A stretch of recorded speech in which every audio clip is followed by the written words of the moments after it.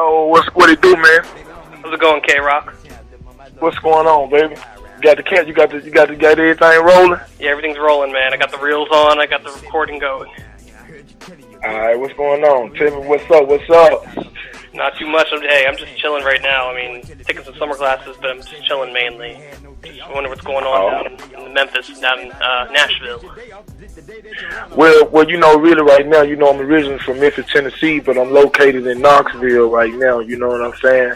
And you know, I've been here now for like 6 years. You know, I just been back and forth from Memphis to Knoxville. You know. Yeah, that's okay, but that's quite a hike. I mean, to me, that would be me from driving all the way from Philly. I'm from Harrisburg. Actually, no, Harrisburg to Pittsburgh, which is about 4 hours. I mean, I heard that's a hike going from one end of the state to the other. But I hear you. Yeah, most definitely, man. Yeah. Road warrior like Pastor Troy and play a fly. You're a road warrior out there. I mean, you make the hike. Yeah. That's good to hear. So you're still rapping today? Man, most definitely, man. You know, I've been doing my thing for quite some time, and now it's pretty much like, you know, I just been taking this time right now to kind of just really stay active, because it's been a while since I brought out an album. You know, due to a lot of conflict with contracts and stuff like that. You know, it takes its time, but now it's like the time now. So I just started to, you know what I'm saying, just, you know, bring out a little mixtape. You know what I'm saying, and try to do that and be on a consistent basis with either dropping, you know, if it's not a full album or a mixtape, at least 2 or 3 singles a month. You know. Yeah, that's okay. I mean, I've heard the saying quality over quantity, because hey, you put out a little bit and it's really good. That's okay. Versus putting out a bunch of albums every year and it's just a bunch of garbage. I mean, like a lot of mainstream stuff. I mean, it's better just to take your time, get it right. Most definitely, man. Most definitely. Got to get it right. That's good to hear. Yep. What can you yeah. Oh, yeah. What can you tell me about your upcoming mixtape? Like, what can we expect from K-Rock coming up? All right. Well, you know, the fans mostly can expect, a mixtape, to whereas, you know what I'm saying, a more experienced K-Rock, you know what I'm saying, I'm, basically like taking my old style, you know what I'm saying, and developing a new style, but like putting it together, because the game has changed so much, you know, but I just think with the style, it is so unique, can't know anybody use it or do it, you know, so I decided to always keep that old style, but on most of the songs, like slow it down, where people can pretty much understand, so it'll put me in the mainstream era to where, you know, I can develop a bigger and bigger fan base. But from this album here, they can expect some explosive K-Rock. They can expect some real street shit. They can expect some trap shit. You know, they can expect like some songs to the women. Most definitely, you can't leave the ladies out. So it just bringing a lot of stuff to it. You know what I'm saying? And that's why it's entitled "It Is What It Is," because it is what it is. You know, this is what I'm giving you. It is what it is. You know. Most definitely. I'm glad to hear that. Hey, I'm glad to hear that K-Rock's coming back, because, yeah, I've listened to a lot of your works. I mean, I heard you on HDP tearing it up back in the HDP days with the Six. I also heard your track K-Rock the World. I mean, that's a dope album right there. Most definitely, man, and I appreciate that, man. You know, but you know, when K-Shock the World and K-Rock the World dropped, it was more like it was a rush thing, you know, everybody, because I never got to do a whole album with 3 6 Mafia, and, you know, me and T-Rock, we was together, and then, you know, they had me in the Killer Clan Kazi, which the original members was me, Scanman, and MC Mac. And so when it happened one day, you know, I went to the studio, and Paul and Juicy was like, yo, we gonna throw Project Pat in the Killer Clan Kazi group, and K-Rock, we want to make you a solo artist, because I think that at the time Paul probably felt that with my style and MC Mac and Scanman style, it was totally different styles. You know what I'm saying? Yeah, you're actually right there. I mean, yeah, I've heard you guys have different styles. I mean, Gan comes with the double satanic stuff. MC Mac is like the hard hitter. And then you came the fast, spit, and flow, both with like the original like gangster stuff. Most definitely. Yeah, and so you know, when Paul and Juicy did that, it basically like it basically like opened the doors for me to just kind of be on my own and stuff like that. And then I found the cat T-Rock. You know what I'm saying? I think MC Mac, they had met T-Rock when they was in Atlanta. I think they was probably down there at like one of those little basketball events or something like that. And so when they got back, MC Mac was like, "Yo, K-Rock, I know this cat named T-Rock. He bumping too." So I was like, "What's up? Get me in touch with him." So what happened was I would start talking to T-Rock, and by me was constantly going to the studio with Paul and Juicy, I was like, "Yo, man, you sound dope. I like the way you sound. I'm gonna take you up here personally." You know what I'm saying? Mm-hmm. So I took T-Rock to the studio. Paul liked them immediately. You know what I'm saying? And so there we were. We put it together, the group, the Rockefellers, and we never got a chance to do that album. And I just left Atlanta last weekend, and we just announced on Facebook through a video that, hey, we finna finally drop the K-Rock and T-Rock Real Rockefellers album. Oh, I'm glad to hear it.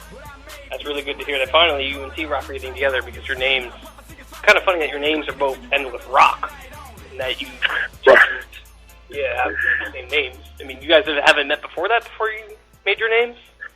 No, we haven't met before that or nothing, you know, but I didn't know if the guy was a fan, you know what I'm saying? I never asked him that, you know what I'm saying? We just connected, and we got together, and next thing you know, we rolled with it, you know?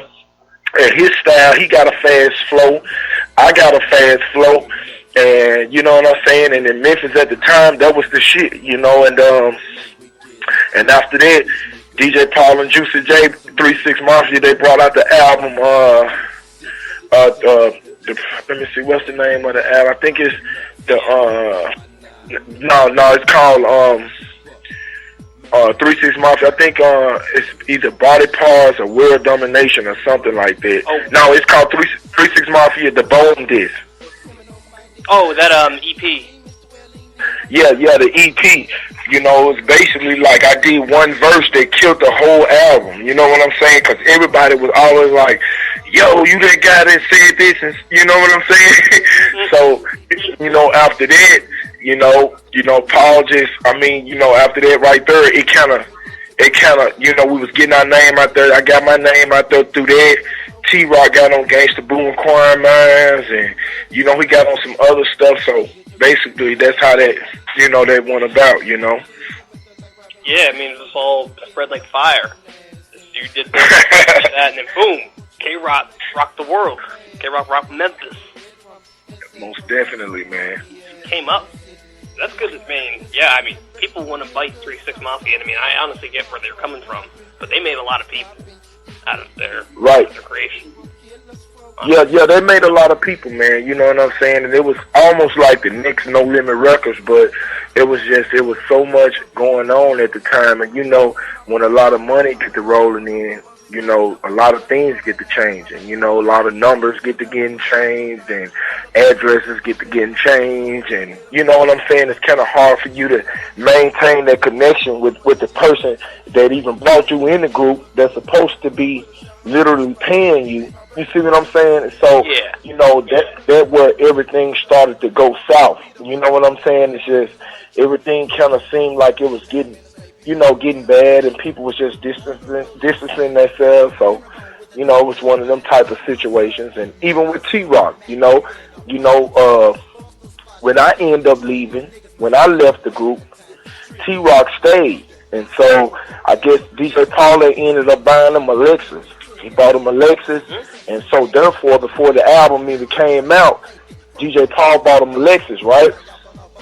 And so, you know, T-Rock supposed to drop the album, I think 420 or something like that, and ended up, he fell out with them. So, you know, all the way around the table. But to build a name and once they hot, yes. Did I get a chance to build a small name? Yes. You know? Yeah. And that's what I keep hearing about. I mean, if you want to tell me a little bit more about the business, how everything fell out. I mean, if you want to. I mean, I don't want to start any animosity with the Sixers. Yeah. Well, normally in interviews, I don't get that deep, you know what I'm saying, because of, you know, how everything going on and things get spreaded, and, you know what I'm saying, I don't want to go that deep as far as with, you know what I'm saying, an interview. But as far as with what I'm trying to do, you know what I'm saying, and, you know, 3 things is probably what happened or how was things with them back in the day, that's cool. So we can kind of pretty much stay on that subject. That's okay. Yeah, but I mean, do you think you would do an album with them today? Absolutely. You know what I'm saying? Absolutely. As a matter of fact, Juicy J is like kind of coming back to the clique and everything, and you know what I'm saying, and that's pretty big, you know. And DJ Paul, he done told everybody, yeah, I fuck with K-Rock, but see, DJ Paul, he don't fuck with T-Rock, or he don't like fucking with nobody that fuck with T-Rock. You know what I'm saying? That's how bad him and T-Rock fell out.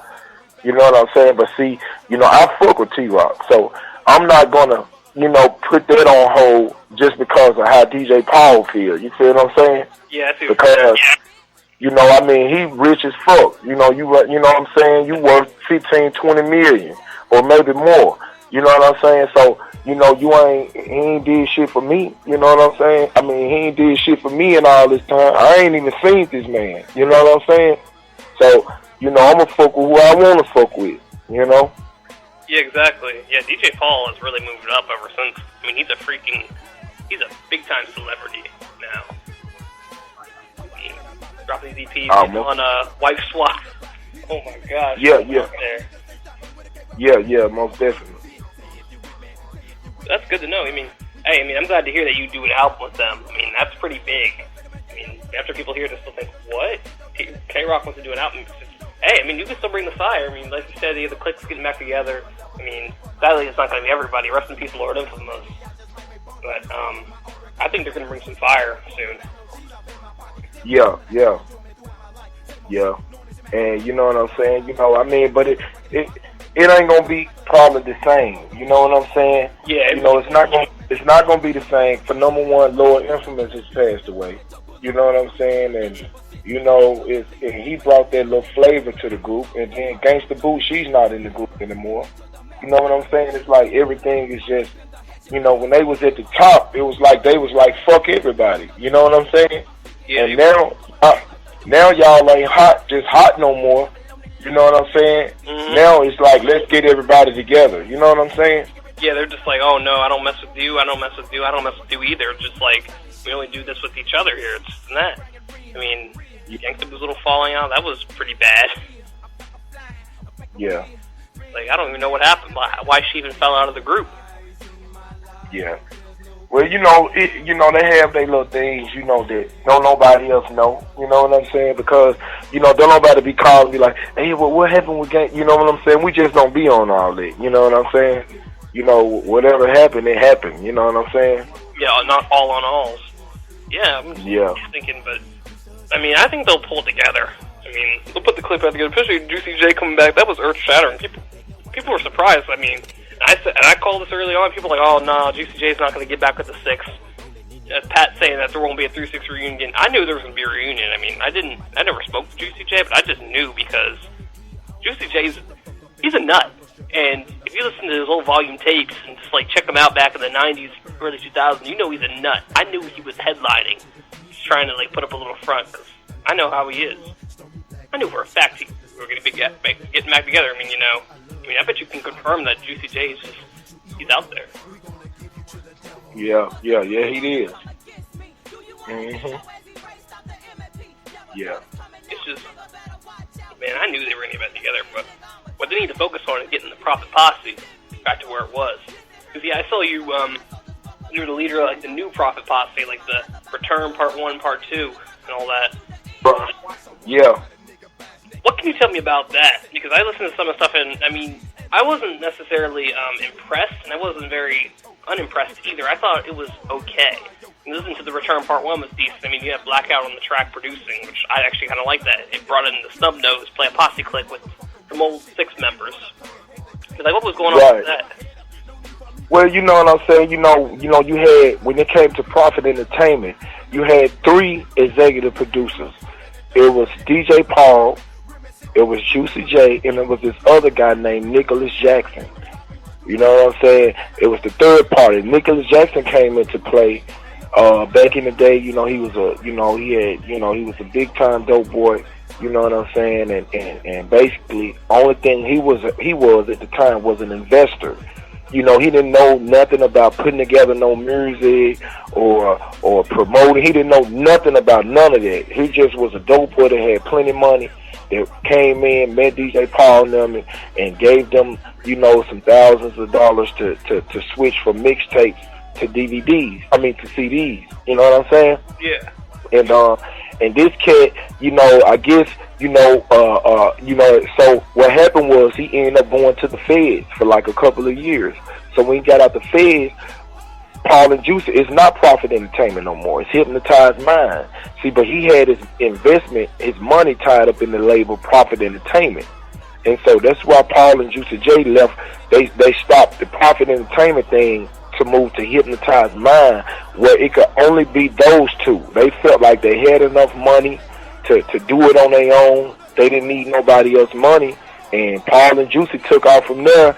And the guy Nick Jackson, when he got out the feds, they cut him a check for maybe like $250 or some thousand, something like that. And dude started doing his own thing. But I started to kicking it with the Nicholas Jackson cat, because I was looking at how Paul and Juicy was doing business. The way they was paying us, it was like the money was too fucking spaced out. You know what I'm saying? Like, you might not get a check for 4 or 5 months. It was too spaced out for all the fucking work that I was doing. You know what I'm saying? Yeah, you're talking about Nicholas Jackson? Yeah. No. With Paul and Juicy J. Okay. The way they took her business, it was just they payout. It was too spaced out. Like, you can get a check today, and you might not see nothing else till like fucking August or September or November. That's too spaced out for me, because I got a family. I got to take her bills. You know what I'm saying? I'm doing all this fucking music. You know what I'm saying? But see, with this Nicholas Jackson cat, I knew he had money. You know what I'm saying? So I felt like, damn, let me take my chances with this cat. You know what I'm saying? But I took a chance with a cat that had no experience in the music business whatsoever. You know what I'm saying? Mm-hmm. So her we finding him trying to put together the new Prophet Posse album and all of that. Yeah, he got everybody. We got Yo Gotti on it. We got Gangsta Boo on it. We got fucking Lord Infamous on it. We got T-Rock on it, K-Rock.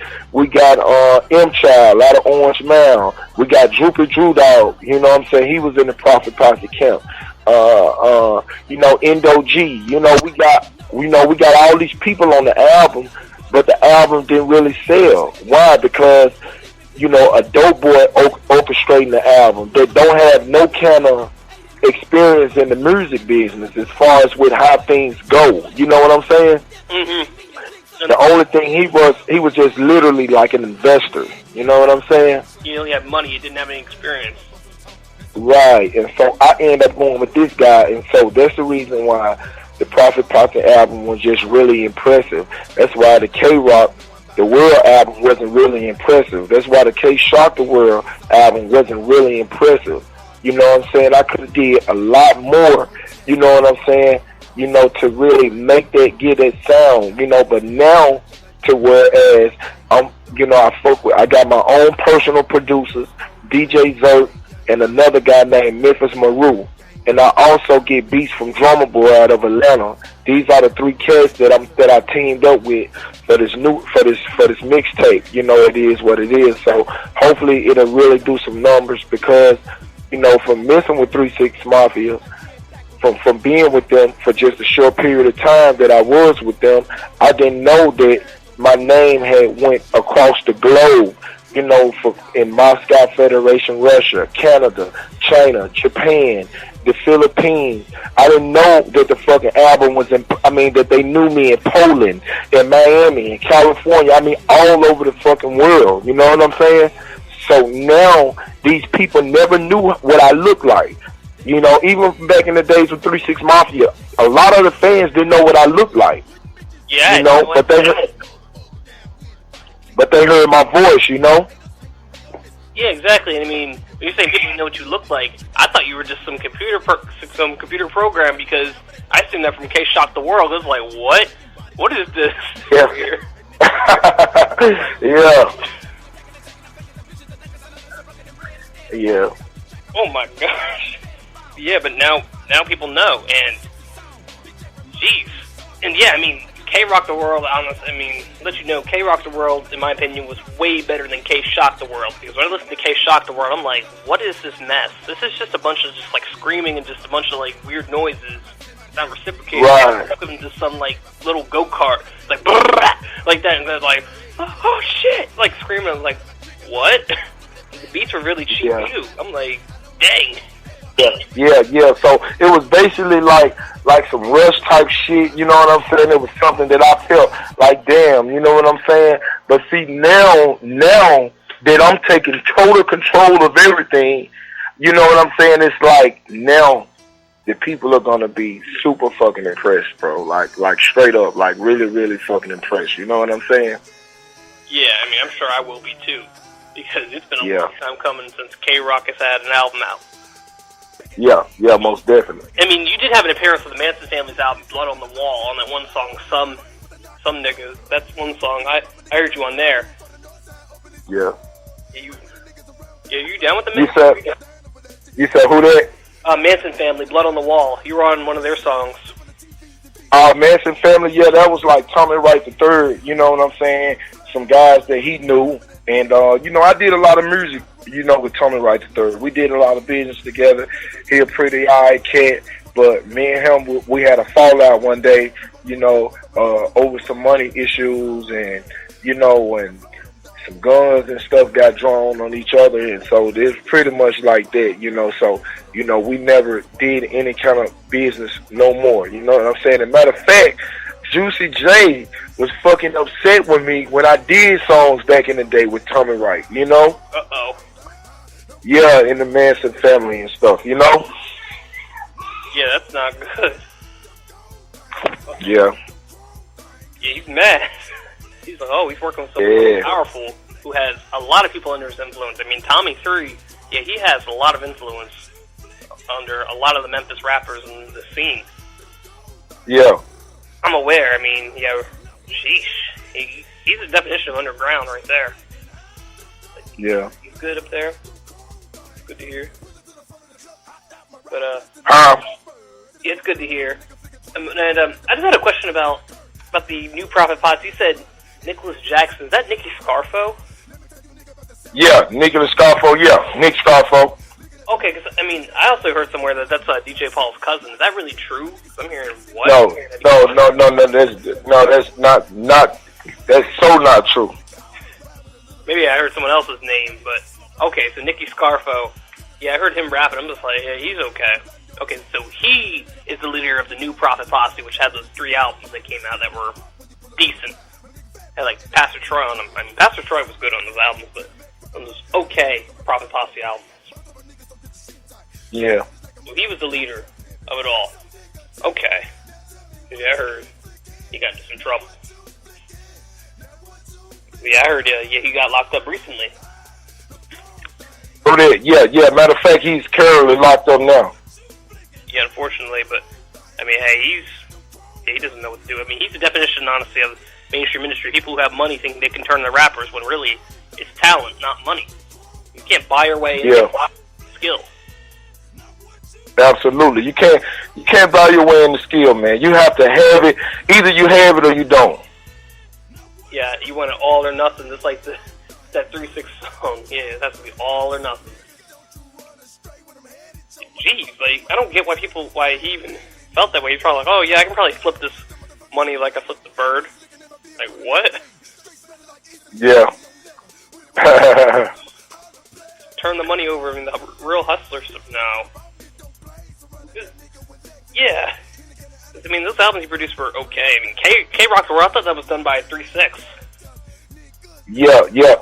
But K-Rock the World was pretty okay. You know what I'm saying? I wasn't really impressed with neither one of them. You know what I'm saying? Because I knew I could have did it a lot better. You know, I need certain tracks to bring certain styles up out of me. You know what I'm saying? Yeah, you gotta have a your certain way. Right, like, you know, like, let me see, hold on. Now I maybe can give you a sample of, I'm going to give you a sample, I'm just going to let you hear a little sample of it, right? Okay. You know what I'm saying? So that's like that new K-Rock that's coming, and that's what they going to pretty much expect. You know what I'm saying? Yeah, that sounds a lot like your old stuff, or, yeah, mixed with new, just like you said. You still have like that, still have the Memphis triplet coming along. Most definitely, man, and they're gonna be really fucking. Hopefully, man, they be really. But see, the reason why, like I said, the album is called "It Is What It Is" because I'm doing like that, and then I also have another title cut for like women, you know, for the ladies. You know what I'm saying? Oh yeah. And I'm gonna let you hear a little bit of it. You know what I'm saying? It's called 808 Love. Okay. Okay. All right, just check it out. So basically, it's like I'm trying to spread my wings with this album. You know what I'm saying? Yeah, you want to spread it out to show that you can hit all the styles. Most definitely, man. Most definitely. And that's the reason why I want you to take this interview and shoot that motherfucker as far as you can. You know what I'm saying? Oh, I definitely will. I mean, as long as you can also help me get it out there too, share it some, that'll be great as well. Because people most definitely, and everything as far as with what people want to know and what they can expect. But I know coming up July the 16th, the It Is What It Is album is officially, mixtape is officially dropping. After that, we dropping the K-Rock and T-Rock, the Real Rockefellers album. We want to try to drop that about August or September. You know what I'm saying? Oh yes. Most definitely. And then after that, I'm gonna go ahead and do another album. But in the process of that, I'm gonna be doing 2 and 3 singles every month. You know what I'm saying? That's okay. Followed by videos and everything, you know? Yeah, definitely. I mean, shoot it out there as far as you can. Most definitely, man. And man, this is crazy, man. I appreciate when people do interviews and show the love because hardly don't nobody know what's going on. You know what I'm saying? And then fans, you have to have a lot of respect for your fans to kind of inform them, you know, on where you're going with things. You know what I'm saying? Because you can easily fade away. And them fans, they can, you know what I'm saying? You know, some fans, they stay down with you for years, man. You know, I haven't did an album in almost in a long time, probably over 10 years. And even young people now, still people that wasn't even growing up in my era, they know about the stuff, the work, the catalog I have with 3-6 Mafia. You know what I'm saying? Yeah, because they can figure it out very easily just from reading around. Absolutely, man. Absolutely. That's good to hear. Most definitely, man, and shit. You know, and you know, DJ probably, you know, like I said, you know, they probably go ahead and put something together and bring everybody, you know, in the clique that they used to fuck with together. Even though it's going to be a challenge, you know, because you got to understand everybody is so spread it out, you know. Mhm. So, definitely. And then Juicy J was always like the business brains behind the label. It was DJ Paul the one started it. DJ Paul and Lord Infamous. See, Lord Infamous was DJ Paul's, I think, uncle. You know what I'm saying? Oh, really? I heard they were stepbrothers. Yeah, no. Yeah, they was brothers. I'm sorry. Yeah, but see, it's another heavy dope boy out of Memphis named his name is his name is Craig Pettis, and you know he got like on 9 life sentences. You know what I'm saying? And that's DJ Paul's half brother too as well. Yeah, so, that's how. Yeah. Wow. Yeah, DJ Paul's family is crazy. Oh man. DJ Paul's family is crazy. Yeah. But you know, shit, you know, everybody had that family and family members that either on drugs or, you know what I'm saying? You know, you never had a perfect family, you know what I'm saying? Oh, yeah, nobody does. Yeah, we all have problems here or there. Some are better at hiding than others. Man, that's good to hear. Shoot. Yeah, most definitely, man. So, I mean, shit, I don't know. You know, I mean, that's basically it. You know what I'm saying? Yeah, really. And, I mean, I just wanted to ask you a little bit more about your background. I mean, okay, so basically, yeah, the first song I heard you on was Runnin' Lip with Scan Man back on 95 and MC Matt. I actually interviewed Scan Man about a month or two ago. And yeah, he told me about that. Yeah, that was one of his first tracks with 3-6 with Spring Mix, 1995. I mean, is that your first track with 3-6, or what was your first track with them? Yeah, my first track with 3-6 Mafia was DJ Paul Juicy J Spring Mix 95. Wow. And what happened was I was going to a high school, Hamilton High School out of Memphis. Okay. And one of my little running buddies at the time, his name was Idiopathic. That's his name, Idio. You know, I used to call him Mac E. And he was like, you know, I used to always be in the high school at the lunch tables, bumping, killing everybody. And everybody used to go, you know, when to lunch, doing lunch, they'd run down to the lunch room to hear me rap. I got a crowd of people around me every day. And so he was like, K-Rock, man, I know DJ Paul. I was like, you fucking bullshit. You don't know no fucking DJ Paul. Man, we got out of school. DJ Paul rolled up. We met. My man was like, yo, this K-Rock, man, he tight. Paul, he bumping. So we exchanged numbers, and Paul called me later on that night, or I called him, and I said, listen to this. And I bumped the verse to him, and DJ Paul was like, yo, I'm fucking coming getting you tomorrow from school. Me and Juicy J, we coming to get you. And so after that, they took me in the studio, and that's when I did that Spring Mix 95.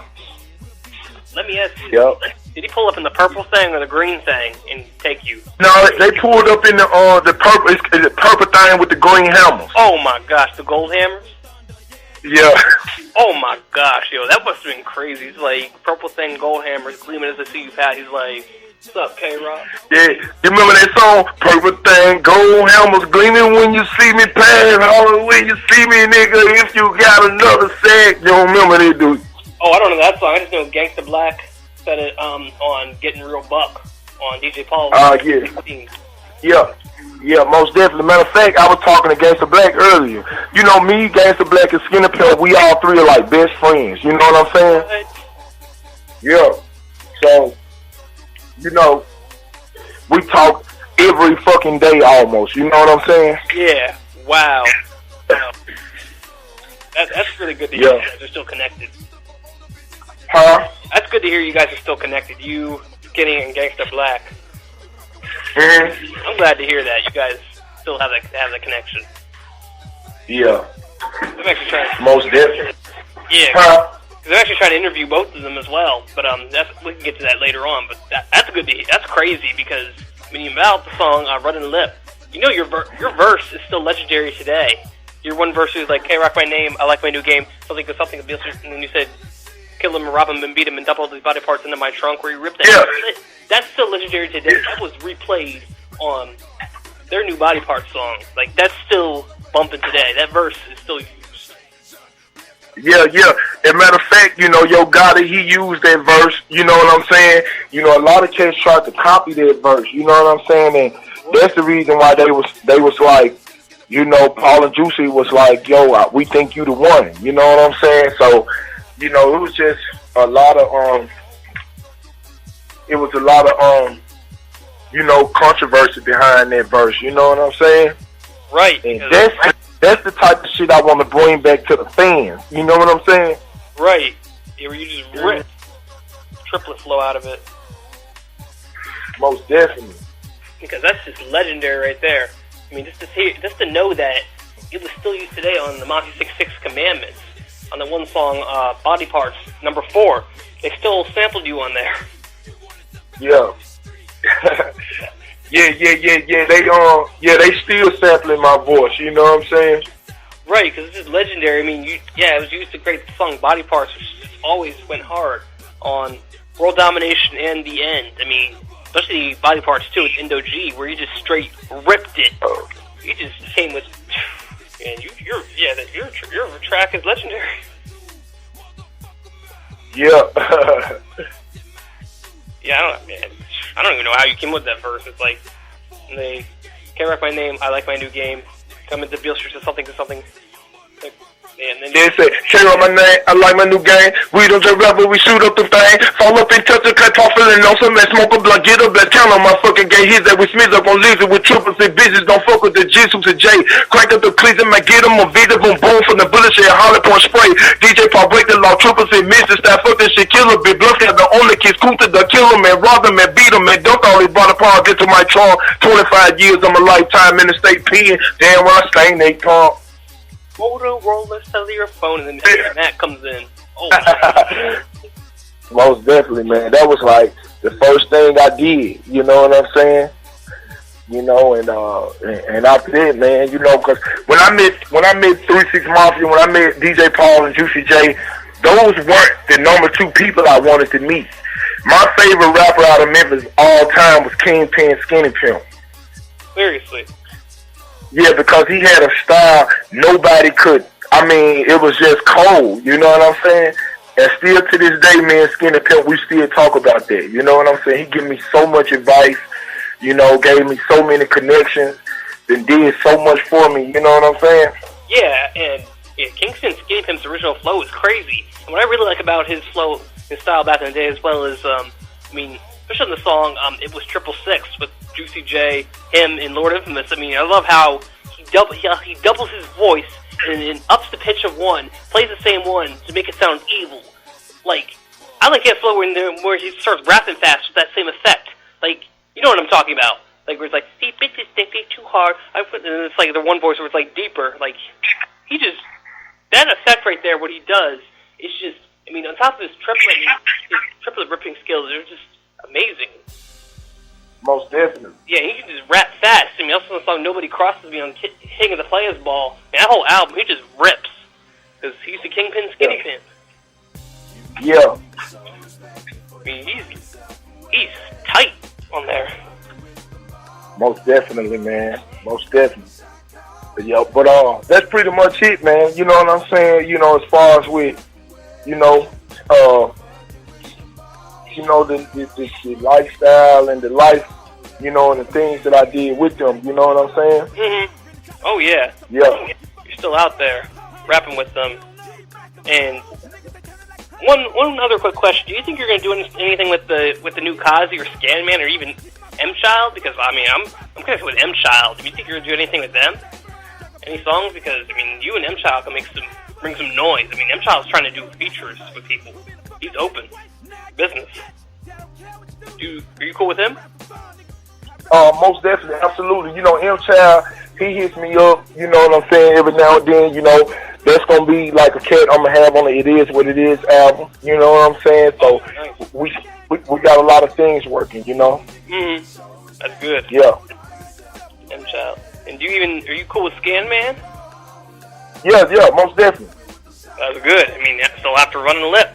That's good to hear, Mr. Scanman, because I mean, his albums are coming hard. He's still cool. Yeah, most definitely, yeah. Scanman coming hard, but see, Scanman, he got that evil flow, you know what I'm saying? And, you know, that evilistic flow, it's cool, but I don't think it's a flow that could go worldwide, you know what I'm saying? Yeah. You know, I'm trying to go worldwide. The underground scene is cool, but that ain't where the real money is, you know what I'm saying? Yeah, I mean, hey, it's different. I mean, it will get you noticed at times. It's all good. Yeah, it will get you noticed, but it ain't gonna, you know, it only take you so far. Yeah, I agree with that. That's okay though. Okay. But, yeah. Oh, where in Memphis are you from? Because I never found out. Because I know you rapped the song Orange Mound. I'm like, is he from Orange Mound or is he from South Memphis? Because I don't know what part you're from. I'm just trying to figure that out. Yeah, I'm from South Memphis. Okay. Any neighborhood in particular, or just South Memphis? Any neighborhood in particular? I'm basically from all over Memphis. You know what I'm saying? Yeah. So I grew up living in South Memphis. Then I moved to Orange Mound with my father for a minute. And you know what I'm saying? And you know, I was pretty much back and forth. I live in North Memphis, Orange Mound, South Memphis. You know, I lived all over Memphis. That's the reason why everybody there knows who I am, you know? Yeah, that's cool. That's okay, though. I mean, everybody knows you. Most definitely. Definitely. And I have a little saying. I mean, and I've noticed this. Most of the musically inclined in Memphis come from South Memphis. You just check the history of it. All legend. DJ Paul, you, Scanman, Aretha Franklin, Barry White's not from there. Maurice White from Earth, Wind & Fire, etc. Isaac Hayes, they all come from South Memphis. Aretha Franklin as well. I have my little saying that the musically inclined come from South Memphis. I mean, you can just look up the history, like DJ Paul, you, Scanman, Aretha Franklin, Maurice White from Earth, Wind & Fire, they all come from South Memphis. I mean, that's my saying. The musically inclined come from there. Yeah, Cleveland Player Fly too. Oh, that's right. Yeah, SPV, just like Gangsta Black as well. Absolutely. Yeah, it's all good to hear. Yeah, definitely. Definitely. But yeah, I think that's everything I wanted to know. Really, I mean, it's good to hear from you. Man, most definitely, man. It's good, man, to hear from you, my man. You know what I'm saying? Man, you're an awesome cat, man, and I appreciate that, Shane. You hear me, man? I hear you. Thank you very much. Good to hear that from a Memphis vet. Man, most definitely, man. And make sure you post it, man. You know, on your Facebook, man. Shoot it to mine, share it with mine. I mean, you know what I'm saying? Because we need the world to know this, you know? Oh, definitely. I mean, we got to let the world know. And let the world know. Is anybody want to give shout-outs to? Man, look, I like to give a shout-out, man, to the whole Memphis, man. Everybody that's supporting, you know what I'm saying, been supporting K-Rock from day one. I appreciate that, man. Shout-out to DJ Zerk, Maru, Drummer Boy, Drum Squad. Shout-out to Scanman and MC Max. Shout-out to T-Rock. Shout-out to the 3-6 Mafia Camp, to the Mafia 6. You know what I'm saying? Juicy J. You know what I'm saying? Shout-out to my girl, Hot Sauce. You know what I'm saying? You know what I'm saying? So, like I say, man, you know what I'm saying? A shout out to you too, Shane, man. And I appreciate for you putting this together for me, all right? All right, yeah, definitely. Thank you very much. Yeah, all the way up in Harrisburg, Pennsylvania, bringing down to Memphis, Tennessee. And up man, most Knoxville. Most definitely, man. And like I say, I appreciate it, man. And I look forward to having another interview with you, man. Oh, definitely. I'll make sure to interview after your mixtape or album comes out. For sure. Okay, most definitely, man, and you know what I'm saying, and you know, you're gonna have to text me your address or something, man, so I can send you a shirt, man, with the album and stuff together with it, man, a signed shirt and stuff, you know. Oh, definitely, I'll send that to you. Man, most definitely, Shane, man. I thank you, man, and I appreciate it. All right. All right, yeah, definitely. I thank you too for taking your time out interviewing for the fans. Okay, man. Man, my pleasure, man. And you take it easy, Shane. You too. Thank you. All right, bro. All right. All right.